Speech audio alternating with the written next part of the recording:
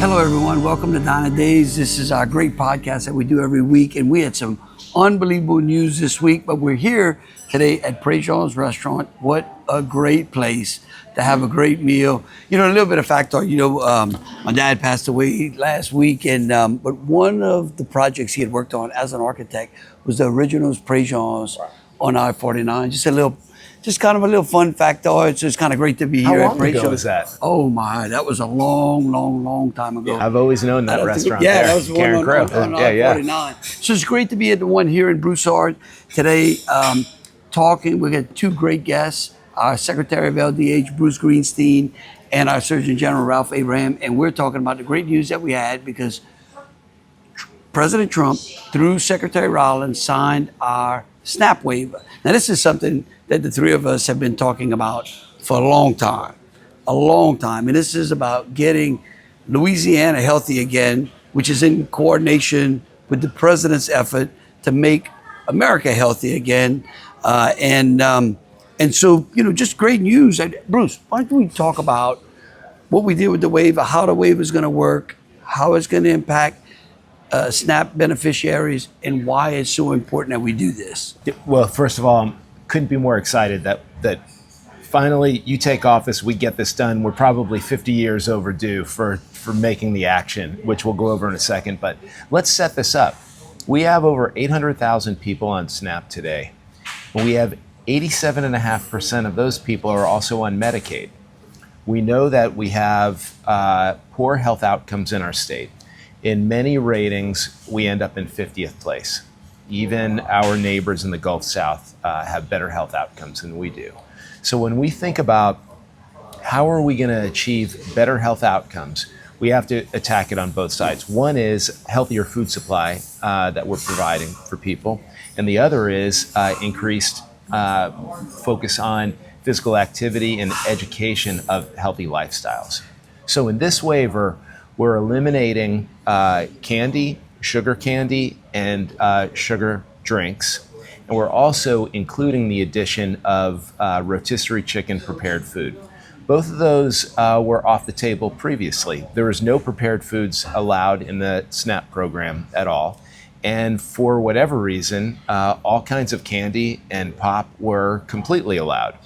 So when we think about taking the bad food out, candy and pop. And listen, people are allowed to drink a Coke or have a candy bar if they want. It would be a choice. Yeah. And it's just not covered by the SNAP benefit. Well, it was one of those things. Let me just say this, Bruce. It's one of the things that drove me crazy because when I got to Congress in 2010, and we're actually dealing with the Farm Bill, because the Farm Bill, as you know, Ralph, it was inside the Farm Bill is the SNAP program, is the food stamp program, which is really the huge portion of the Farm Bill, right? It's this big billions of dollars, and this was back in 2011, and I remember because I had them look and pull, but we were spending $350 million a year on soft drinks, and I was thinking to myself, when I grew up, we got a soft drink. That was like a bonus, right? You had to go do something real good for your mom on a Saturday, right? Maybe, That's exactly right? And so it's not something that taxpayers should be paying for. At the same time, as you said, we've got so many problems with chronic diseases in our state. And of course, one of the things that me and you have talked about a lot is diabetes too, which is one of the diseases that can be avoidable, certainly making people much healthier and reducing our Medicaid costs as well. So I'll just say one more thing, and then I'll turn it over to Doc about the actual consequences of eating bad food. But there's a double benefit by eliminating soft drinks. Like you said, is a pretty high portion of the overall spend. We spend in our state about $1.9 billion. And so 350. So we serve 800,000 people on food stamps. 820,000 on food stamps. And it cost us so $1.9 billion for the whole program. Right. And like you said, about 350 million just on soft drinks itself. I don't have the numbers for candy, but it's still pretty high. Wow. And so when we eliminate that, we're basically freeing up money for families to go ahead and buy better foods. whether it's going to be, rice and beans, whether it's going to be, meats, vegetables, dairy products, but more real food rather than synthetic candies and drinks. And while those items would be restricted, as you said, I think this is important. We're adding some healthier foods and like rotisserie chicken. Yeah, I think one thing that we have to remind ourselves is that people are trying hard. And so 69% of the people on the SNAP program are part of a family with children in it. And a large portion are already working. So allowing rotisserie chicken or prepared food allows a parent on the way home from work to pick up foods that the kids can eat right there instead of snack foods or sugar foods and pop as a way to fill calories. Instead, now there'll be more real foods. And Doc, maybe just talk about what deleterious impact on people's health having high fructose corn syrup and other sugars do. It's a multitude of problems, Bruce and Governor. There's what we call the metabolic syndrome in people. Hypertension, hyperlipidemia, high blood sugar, and obesity. And if you look at the population of America, of Louisiana, we have so many children, so many adults in that category. How do you fix it? Diet and lifestyle. And when we allow those children to eat those candies, eat those high energy drinks that are full of fructose, sugar, then that's where that starts. It can start as early as infancy, but it certainly progresses as that child grows. In my clinic in rural Louisiana, I see it all the time. I take blood work on these preteens, these children, certainly teenagers.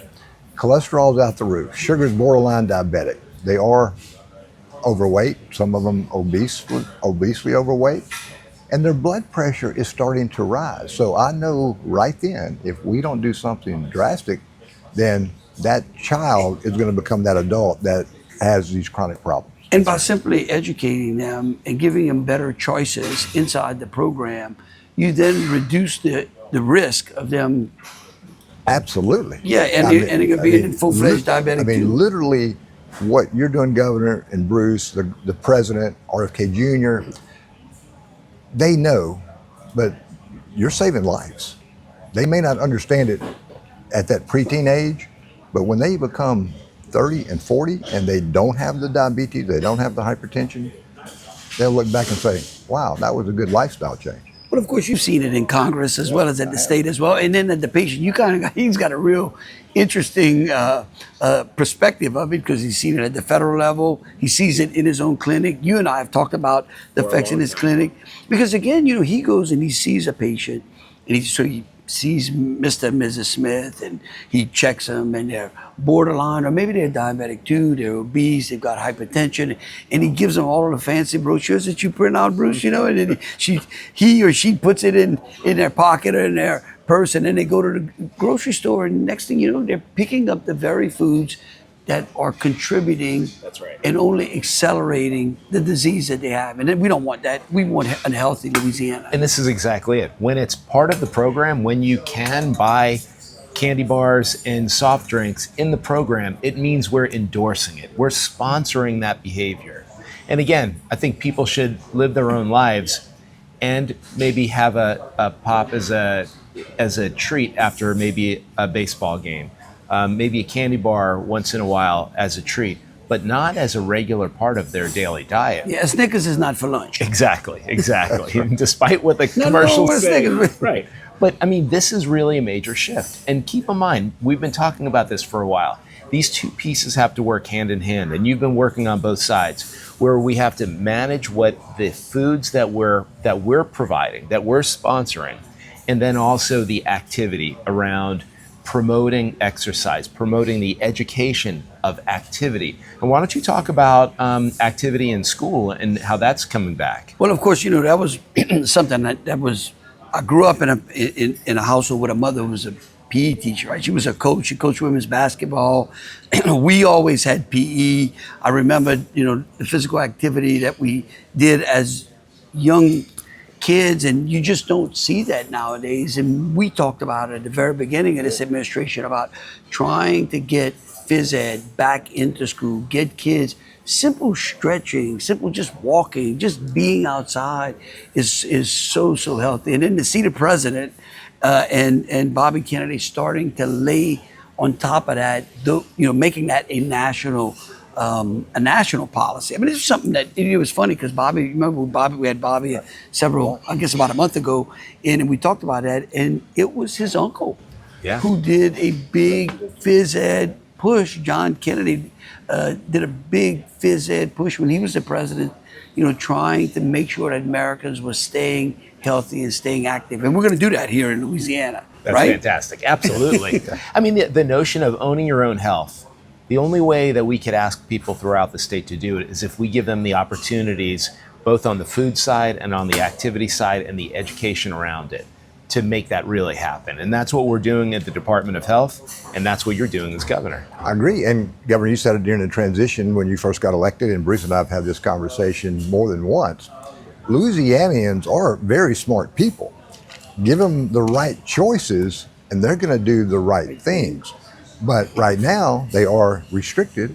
But if we do the rotisserie chicken, if we limit those fructose and sucroses of the children's and the preteens, again, I go back, that is such a positive service to that patient and to that family that it's going to pay off exponentially downrange. Well, I tell you what, let's touch on a couple of things that are going to be enhanced as well.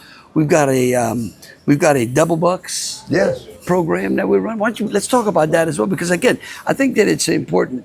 We have a SNAP waiver now, and I think there are many people taxpayers out there, who aren't on the program, but that see people purchasing those types of items that are like, wait a minute, that's not exactly what this program is about. So we're enhancing that. We've got the waiver. We talked about physical education, but then we're also gonna. Well, your administration is trying to get that double bucks here in Louisiana, and what that means, Governor, is that if you go to a farmer's market and that mom or that dad or that family, if they buy $1 worth of fruits and vegetables, they get another $1 worth free. So if you buy $20 worth, they get $40 worth of fruits and vegetables. That is a win-win any way you look at it. Well, and that's something we had talked about.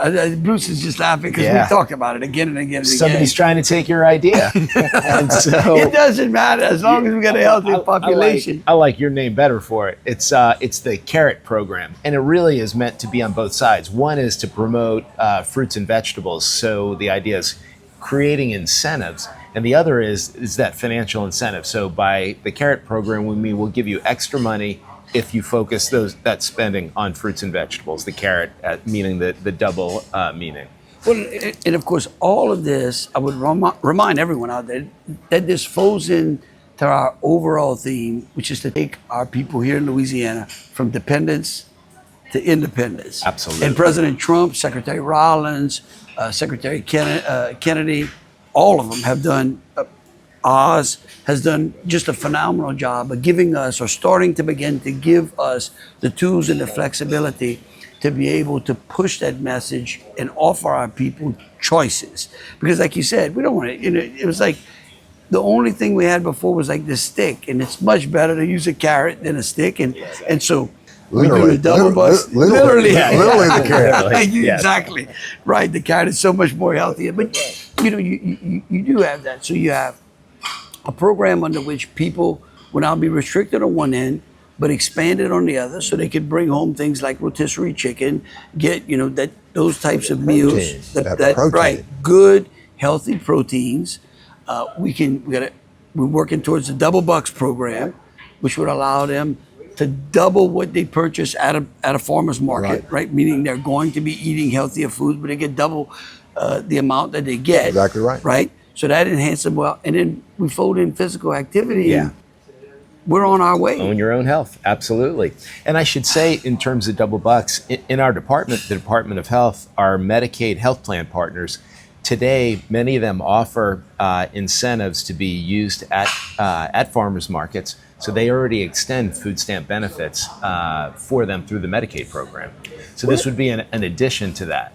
Well, as we kind of wrap this segment up, I think it's important for us to tie it altogether. Because Bruce, as the Secretary of LDH, you're tasked with running the Medicaid program, which is probably the biggest chunk of what you do, right?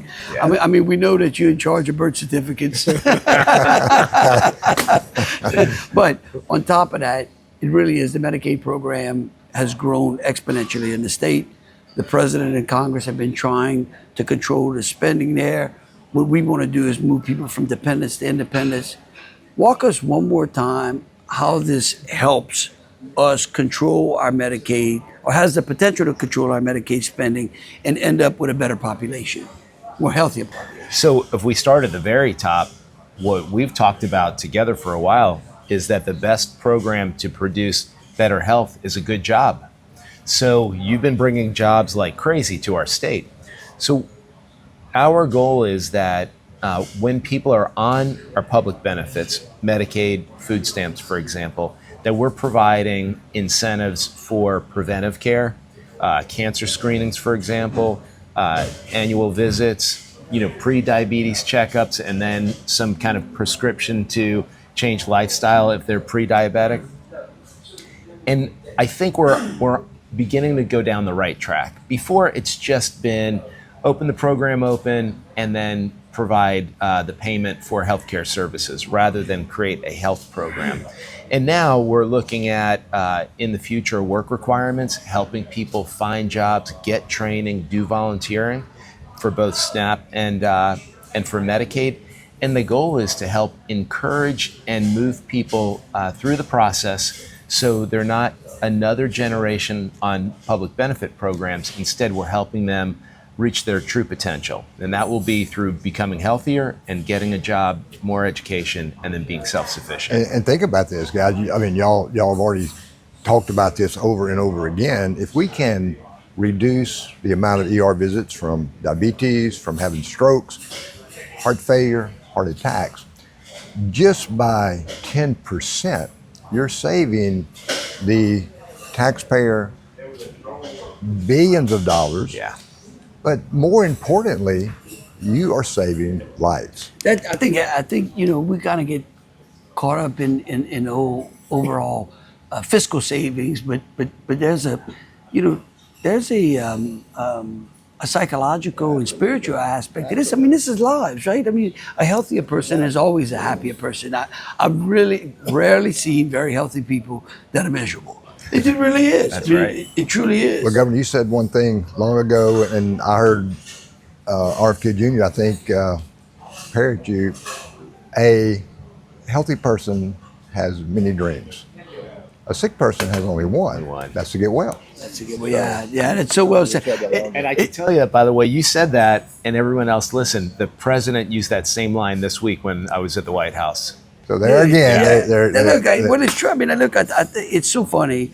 It's so great to see the president taking these initiatives nationwide, because as when they're able to give us the flexibility to help our population here in Louisiana in a Louisiana way. Look, I applauded him for working with Coca-Cola for using raw cane sugar in Coke the way it used to be instead of the high fructose corn syrup. We did a big post on that as well. But that old saying's coming back: an apple a day will keep the doctor away, right? That's right. That's right, Governor. Well, and as we conclude, of course, school is starting. Yep.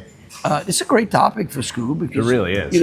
I am hoping that because we signed some bills that are going to help to really bring, I think, some hopeful tasty meals back into our schools. That was some of the bills that we signed this year in this session. Because I remember my little boy coming back from school, and he used to call it the Obama lunches. He said he really didn't like them. He didn't like them. He just wanted to go back to the good old days. And then, of course, we're getting ready. I'd be remiss without reminding everyone in Louisiana, we're literally getting ready to hit the peak of hurricane season. Yeah. We want you to continue to stay prepared. Make sure that you go to getagameplan.org app. We're going to continue to pray that we don't have any storms this year. We could use, I went and looked from 1974 all the way to, I think, 1990 or 91. We had no major storms in Louisiana. Really? Okay. Yeah, Wow. Yeah. I'm thinking, man, that's almost 2 decades. I could use just a year. Just one break. That's right. No wildfires. Exactly. No snow. No, so that's right. No, that's right. We've got plenty of rain, so we're not in a drought. Well, look, this concludes our Dine Days. I can't thank y'all so much. Thank y'all so much for all the great Well, work thank that you for y'all your are doing. leadership. Bruce and I talk about it all the time. Yeah. You know, without you, the state would be in a different trajectory and it wouldn't be good. So, Well, and we want to thank President Trump, Secretary Absolutely. Rollins. I'm hoping to get Brooke down here. That'd be great. And as we start to put these waivers into action and get great results from it, we'll be back on Dine Days and talking to everyone how they there we work. go. All right, so as we wrap up Dine Days, it's great to be here at Prejean's. Cassie's going to take our order, because after all that talk about food, y'all made me hungry. So it's great. We want to thank Ken Boudreaux and the Prejean group over here for giving us an opportunity. Cassie, what do you think we should have today? Yes, sir. I will say my favorite will be the Cowboy Ken's catfish. We compare it to our very popular catfish Atchafalaya. Oh. Okay, the catfish Atchafalaya is a fried catfish, and the etouffee is served with rice, rather than the Cowboy Ken's is a blackened catfish, and the etouffee is a top meat. Oh, so blackened catfish. Oh, well. I hope y'all are fans of Bruce? catfish. Oh, yeah. You're in Well, the right place. I know one thing that I can order is a big piece of bread pudding right now after this discussion. But I love some fish Right for to sure. it. Yeah. Well, I've been thinking about oysters all day long. Oh, yeah? And I heard something about your char grilled oysters. Okay. Are they any good? Yeah, of course. All right. And we've got those supreme ones. Those are the best. Okay, well, why don't we have order Supreme Oysters? How y'all want to do? Yeah, that'll work. Okay.